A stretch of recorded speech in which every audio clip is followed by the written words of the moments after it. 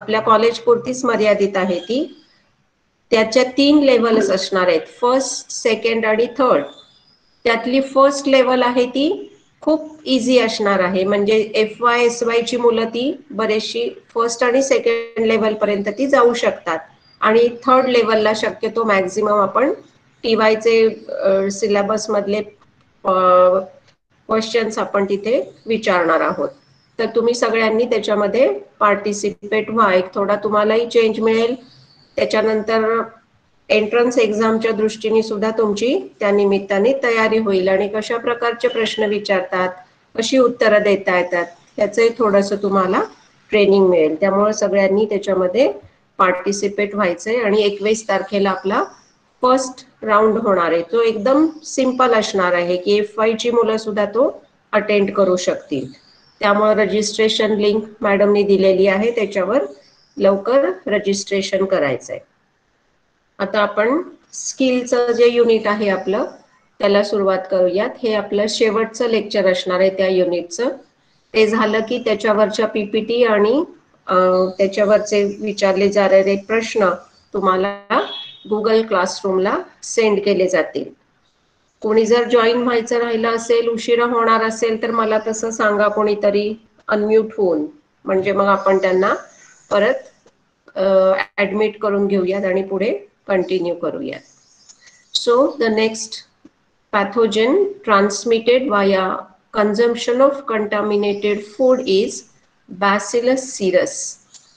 Bacillus is a spore-forming organism. So this organism can survive for a long period of time in soil, vegetables, milk, cereal, spices, meat, and poultry. This organism causes severe food poisoning because it is able to produce a very potent enterotoxin.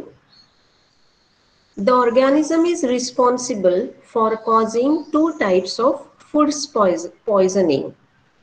First one is short incubation period type and second one is long incubation period type. In case of short incubation period, here the incubation period is just 1 to 5 hours. This poisoning is characterized by acute nausea and vomiting 1 to 5 hours after the meal. Diarrhea is not common. It is usually associated with consumption of cooked rice, usually fried rice from Chinese restaurants. Bacillus cereus is present in large numbers in cooked rice as well as in fecal sample of these patients. म्हणजे Bacillus cereus 2 टाईपचं food poisoning cause करतोय. त्यातला पहिला type आहे short incubation period type. म्हणजे इथे incubation period हा short आहे. किती शॉर्ट आहे तर ओनली 1 to 5 hours ड्युरेशन. म्हणजे फूड Bacillus cereus असणारं फूड कन्झम्पशन केल्यानंतर 1 to 5 hours मध्ये आपल्याला त्या पेशंटमध्ये सिम्पटम्स दिसायला लागतात. काय काय सिम्पटम्स दिसतात तर नॉशिया आणि vomiting. Diarrhoea is not common. आणि जनरली हा शॉर्ट इन्क्युबेशन टाईपचा डायरिया किंवा पॉइझनिंग कशामुळे होतो, due to consumption of fried rice from Chinese restaurants. Organism is a spore former, so it can survive the temperature of rice cooking. So this organism is transmitted via cooked rice and it is present in the fecal sample of these patients. The second type is long incubation type. Here the incubation period is 8 to 16 hours. This type of poisoning is characterized by acute abdominal pain and diarrhea 8 to 16 hours after ingestion of contaminated food. Vomiting is rare. Fecal sample contain small number of Bacillus cereus.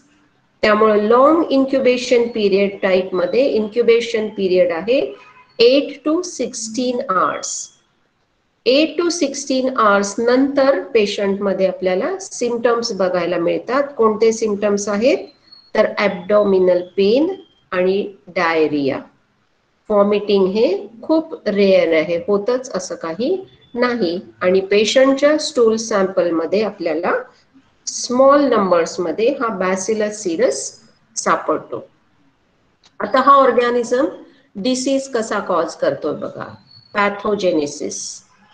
The disease is due to enterotoxin production. The long incubation period type is caused by serotypes 2, 6, 8, 9, 10 or 12, while the short incubation type is caused by serotypes 1, 3 or 5 of Bacillus cereus strain.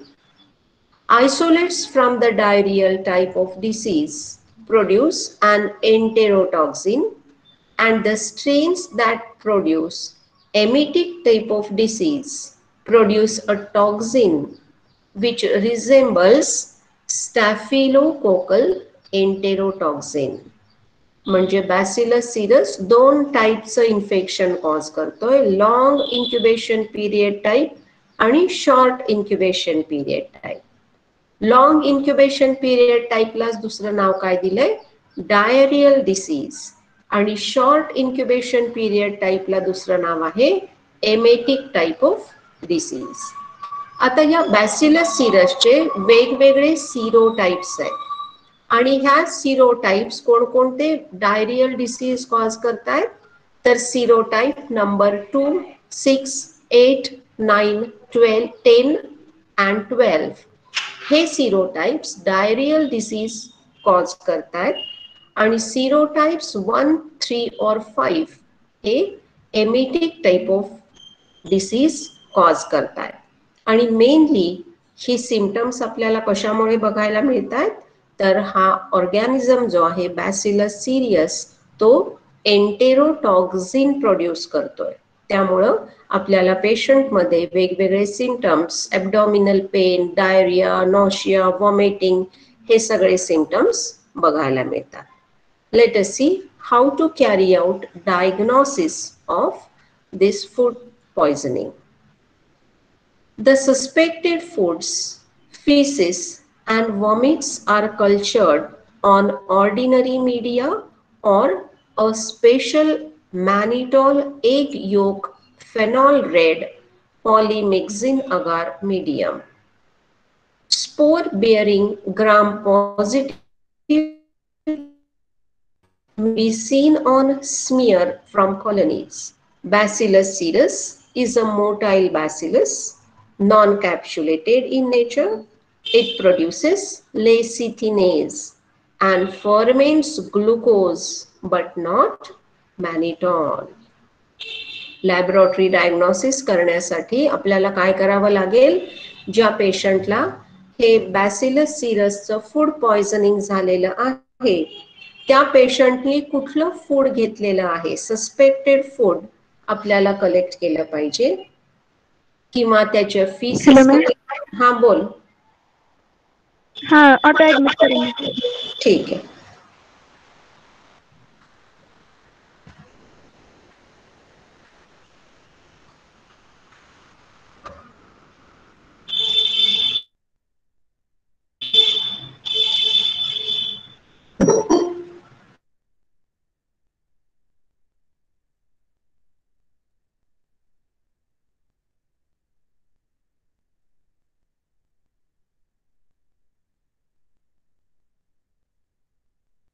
Hello hello, आलेत का सगळे आत?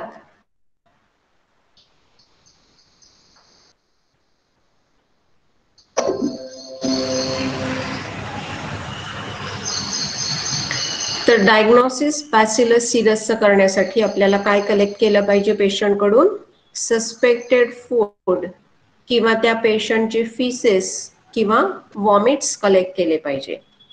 हे sample collect केल्यानंतर त्याचं पहिल्यांदा आपल्याला gram staining करून बघायचंय. ते झाल्यानंतर हे सॅम्पल आपल्याला मीडियावरती स्ट्रीक करायचे किंवा इनॉक्युलेट करायचंय. यासाठी आपल्याला ऑर्डिनरी मीडिया लागतील किंवा स्पेशल मीडिया लागतील. बॅसिलस सीरस साठी स्पेशल मीडियम कोणतं आहे तर मॅनिटॉल एग योक फेनॉल रेड पॉलिमिक्झिन अगार. तुम्हाला MCQ साठी प्रश्न येऊ शकेल. Which is the special medium used for the cultivation of Bacillus cereus. मीडियमचं नाव आहे मॅनिटॉल एग योक फेनॉल रेड पॉलिमिक्सिन अगार. या मीडियमवर किंवा ऑर्डिनरी मीडियम वरती हे सॅम्पल आहे ते स्ट्रीक करायचं आणि ती प्लेट करायची इन्क्युबेट. इन्क्युबेशन नंतर तुम्हाला कॉलनीज आयसोलेटेड मिळतील प्लेट्स वरती. त्याची कॉलनी कॅरेक्टर्स नोट करायची, कॉलनी पिकअप करायची, सस्पेन्शन बनवायचं आणि ते सस्पेन्शनचं वापरून ग्राम स्टेनिंग आणि मोटिलिटी करायची.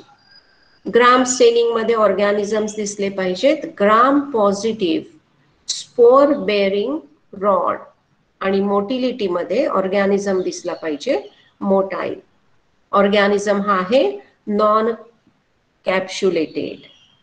हे त्याचं ग्राम नेचर आणि मोटिलिटी स्टडी केल्यानंतर आपल्याला बॅसिलस सीरसचं आयडेंटिफिकेशन करायचंय, कन्फर्मेशन करायचंय.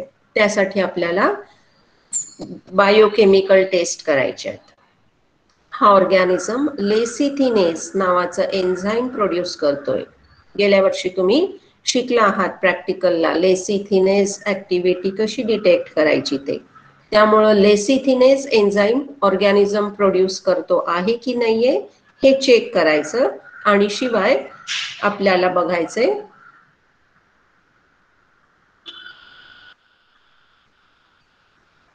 ऑर्गॅनिझमनी ग्लुकोज शुगर फर्मेंट केलेली आहे किंवा नाहीये ते.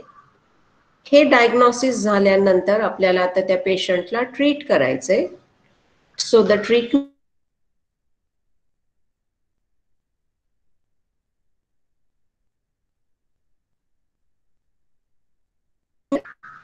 या बॅसिलस सीरस हा कसा इन्फेक्शन आहे माइल्ड इन्फेक्शन आहे, सेल्फ क्युअरिंग आहे. त्यामुळे स्पेसिफिक ट्रीटमेंट त्याला आपल्याला द्यायची काही फारशी आवश्यकता नाहीये.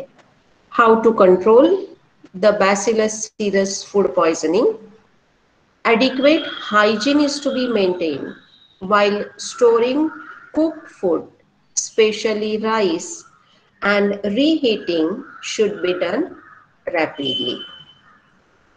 हा डिसीज फूड पॉइझनिंग हे बॅसिलस सीरसचं कशामार्फत होत आहे जनरली कुक्ड राईस मधून. त्यामुळं कुक्ड फूड स्पेशली राईस असेल तो प्रॉपर आपल्याला मेंटेन केला पाहिजे. हायजेनिक कंडिशन वापरून तो व्यवस्थित प्रिझर्व केला पाहिजे. आणि त्याचं जरी रिहीटिंग करायचं असेल तरी हे रॅपिड रिहीटिंग केलं पाहिजे, हाय फ्लेमवर केलं पाहिजे जेणेकरून ऑर्गॅनिझम्स त्या फूडमध्ये जे असतील बॅसिलस सीरसचे स्पोर्स ते किल होऊन जातील. त्यानंतर शेवटचं पॅथोजन आपण बघणार आहोत staphylococcus. Food poisoning by staphylococcus. So these staphylococci are gram-positive cocci arranged in grape-like clusters. Sir Alexander Ostion, a Scottish surgeon, established the pathogenic role of this organism in abscesses. He gave the name Staphylococcus. Staph means bunch of grapes and coccus means a berry. From the typical arrangement of cocci in grape-like clusters, Rosenbench named them Staphylococcus aureus. Aureus हा organism आपण FY पासून शिकतो आहोत. Staphylococcus. स्टॅफ means bunch of grapes. Coccus means cocci. organism is gram-positive cocci arranged in grape-like clusters or bunches. या ऑर्गॅनिझमचा pathogenic role कोणी शोधून काढला?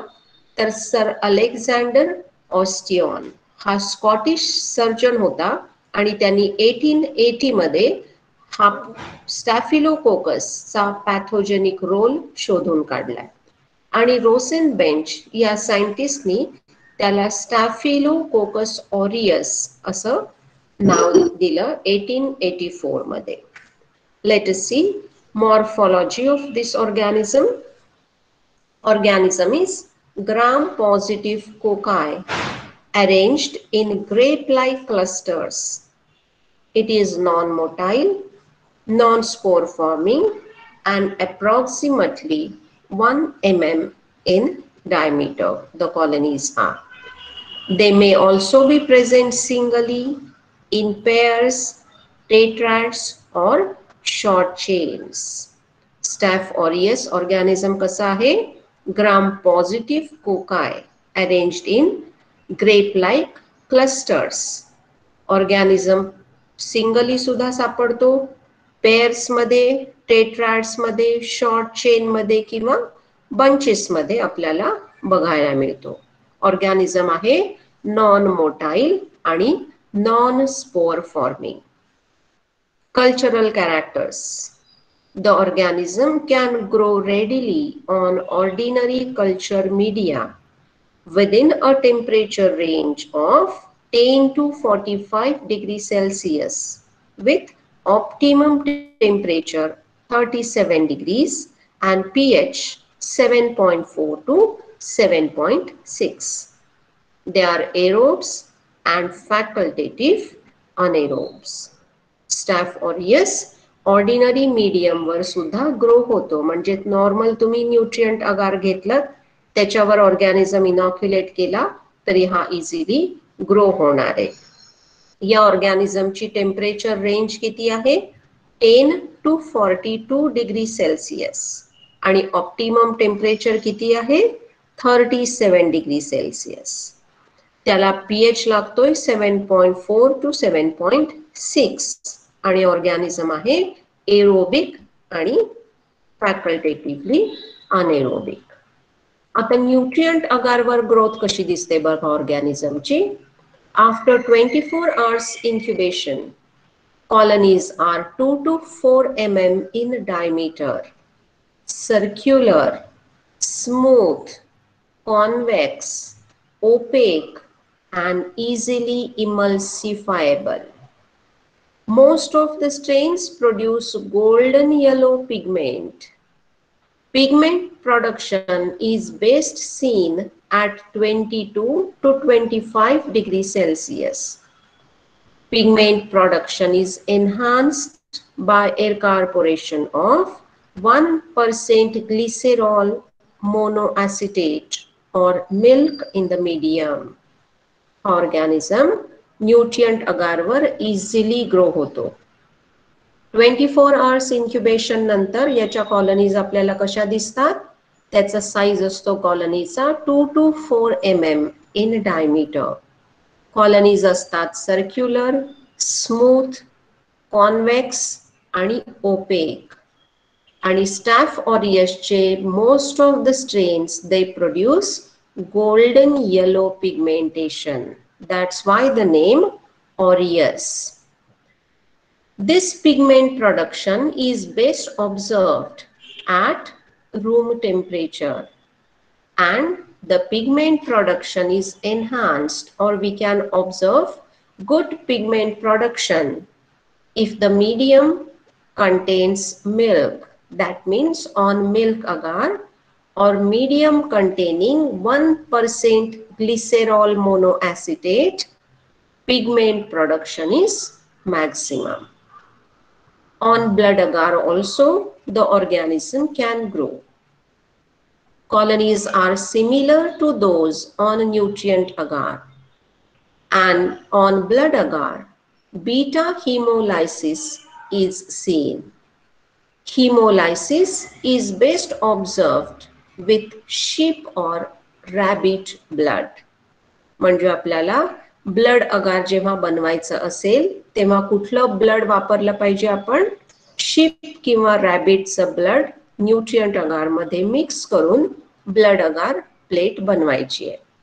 या ब्लड अगार वरती सुद्धा न्यूट्रिएंट अगारवर कशा कॉलनीज दिसतात तशाच पद्धतीच्या कॉलनीज दिसतील, परंतु हा ऑर्गॅनिझम बीटा टाइपचा हिमोलायसिस आपल्याला ब्लड अगार वरती फॉर्म केलेला दिसेल. On McConkey's agar, colonies are very small and pink due to lactose fermentation.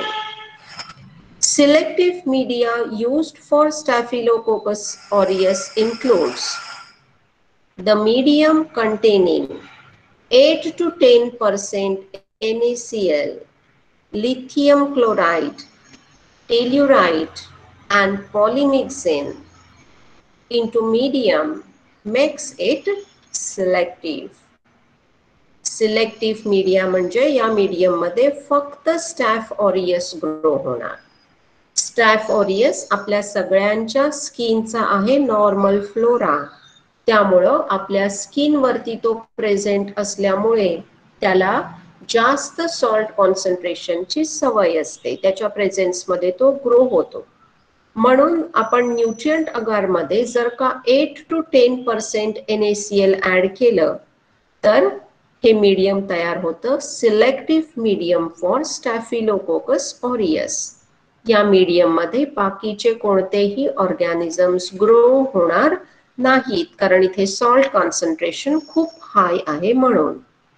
किंवा मीडियम मध्ये आपण लिथियम क्लोराइड, टेल्युराइट, पॉलिमिक्झिन यासारखे कंपोनेंट्स जर ऍड केले तरी सुद्धा हे मीडियम कसं होतं? स्टॅफ ऑरियस साठी सिलेक्टिव्ह होत आहे. Fifth medium used is mannitol salt agar. This is both selective and indicator medium. It contains nutrient agar with 1% mannitol, 7.5% NaCl and phenol red indicator. Yellow colonies are seen due to fermentation of mannitol. Mannitol fermentation produces acid which lowers the pH of the medium. म्हणजे मॅनिटॉल salt अगार हे medium सुद्धा staphylococcus aureus साठी वापरतात. हे medium कसं आहे? Selective medium पण आहे आणि शिवाय इंडिकेटर मीडियम पण आहे. आता हे मीडियम सिलेक्टिव्ह का झालेलं आहे स्टॅफिलोकोकस साठी? Because medium contains 7.5% sodium chloride. So only Staphylococcus aureus will grow on this medium. म्हणून हे मीडियम झालंय सिलेक्टिव्ह. आणि इंडिकेटर मीडियम कशामुळे झालंय? तर या मीडियम मध्ये आपण टाकलेलं आहे न्यूट्रिएंट अगार बनवून त्याच्यामध्ये 1% मॅनिटॉल टाकलंय आणि फेनॉल रेड हा इंडिकेटर टाकलाय. ऑर्गॅनिझम काय करतो? इन्क्युबेशन पिरियड मध्ये मीडियम मधली मॅनिटॉल आहे ती फर्मेंट करतोय.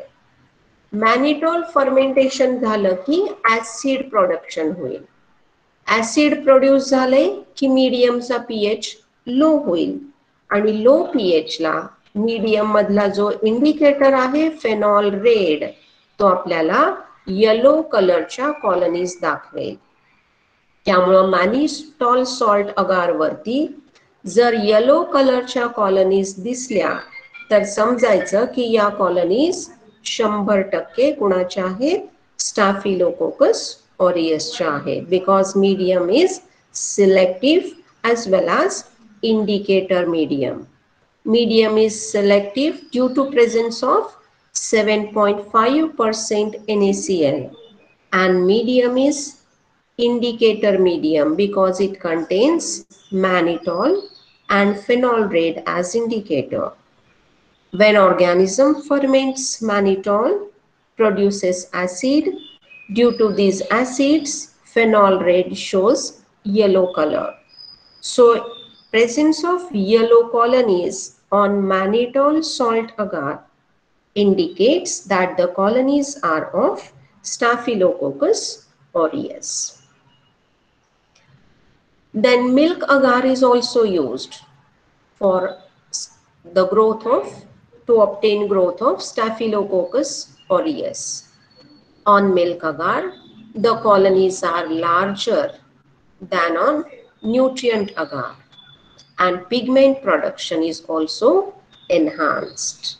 न्यूट्रिएंट अगार सारख्याच कॉलनीज आपल्याला मिल्क अगारवर दिसतात, परंतु या कॉलनीज कशा असतात?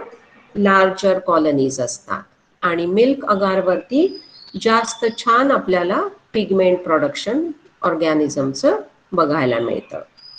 Along with these all solid media, organism can grow on liquid medium also.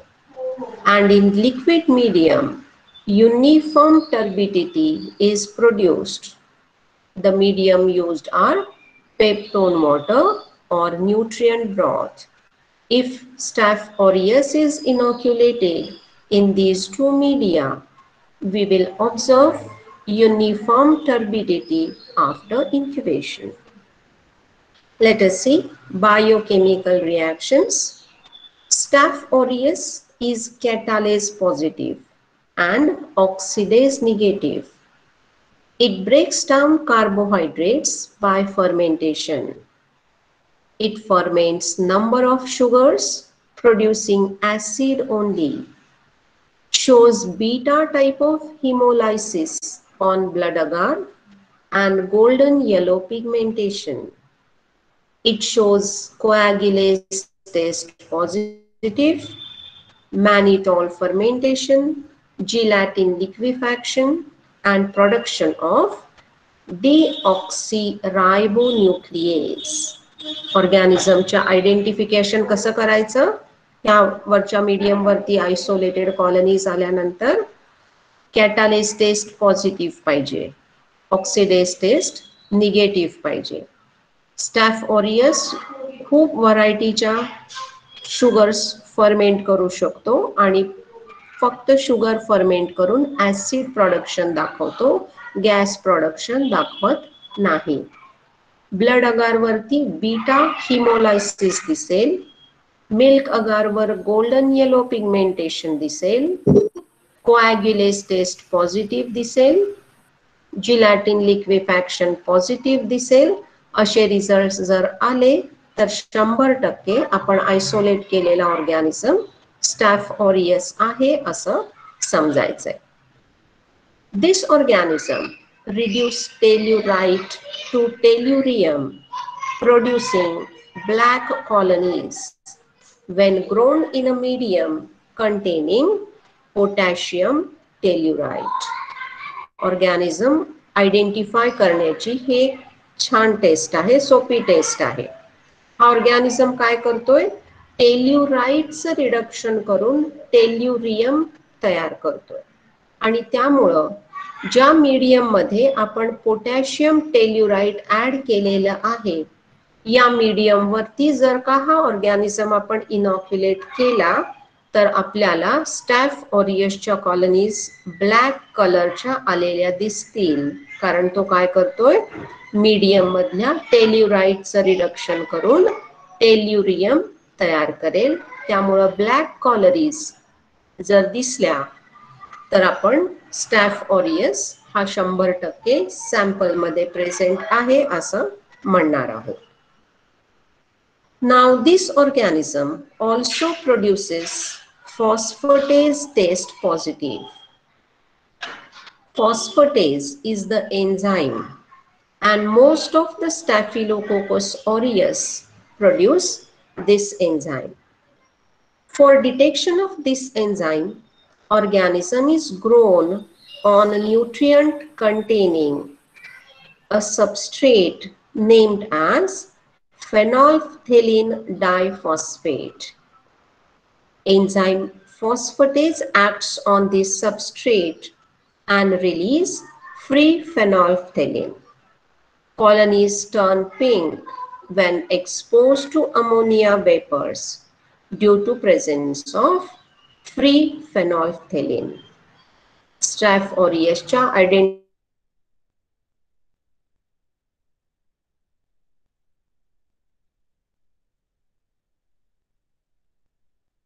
Phosphatase नावाचं एन्झाईम प्रोड्यूस आणि ही टेस्ट चेक करण्यासाठी आपल्याला काय करावं लागेल, मीडियम न्यूट्रिएंट अगार बनवायचं, त्याच्यामध्ये फेनॉल्फ्थेलिन डायफॉस्फेट नावाचा सबस्ट्रेट ऍड करायचा. या मीडियमवर जेव्हा ऑर्गॅनिझम ग्रो होईल आणि एन्झाईम फॉस्फेटेज प्रोड्यूस करेल, तेव्हा हे एन्झाईम सबस्ट्रेट वरती ऍक्ट होणार आणि रिलीज काय करेल, फ्री फेनॉल्फ्थेलिन रिलीज करेल.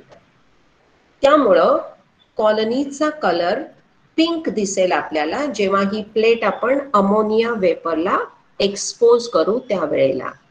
त्यामुळं मीडियमवर जर पिंक कलरच्या कॉलनीज दिसल्या तर 100% प्रेझेन्स आपण काय केलेलं आहे, confirm.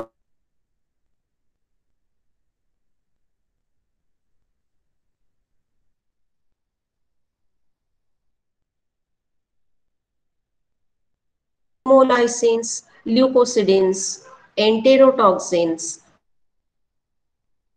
enzymes like coagulase, phosphatase, deoxyribonuclease, which are related to virulence of bacteria. Organism काय करतोय, वेगवेगळी टॉक्सिन्स आणि एन्झाईम्स प्रोड्यूस करतोय.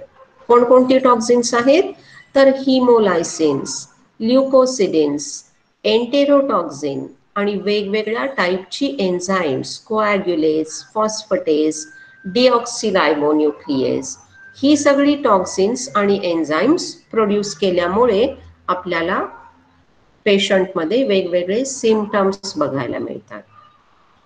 पॅथोजेनेसिस बघा, स्टॅफिलोकोकल food poisoning may follow 2 to 6 hours after ingestion of contaminated food which contain preformed enterotoxin of Staphylococcus aureus. म्हणजे हे infection कसं होणार आहे पेशंटला, due to injection of contaminated food. कशाने कंटामिनेट झालं पाहिजे हे फूड, स्टॅफिलोकोकस ऑरियसनी. हा ऑर्गॅनिझम फूड मध्ये ग्रो होणार आणि एंटेरोटॉक्सिन प्रोड्यूस करणार फूड मध्ये, आणि मग असं फूड एंटेरोटॉक्सिन असणारं फूड जर आपण कंझ्युम केलं तर साधारण 2 ते 6 तासांमध्ये आपल्याला याचे वेगवेगळे सिम्पटम्स बघायला मिळतात. आता हे स्टॅफ ऑरियसचं फूड पॉयझनिंग डिटेक्ट करण्यासाठी आपल्याला काय केलं पाहिजे, लॅबोरेटरी डायग्नोसिस केलं पाहिजे.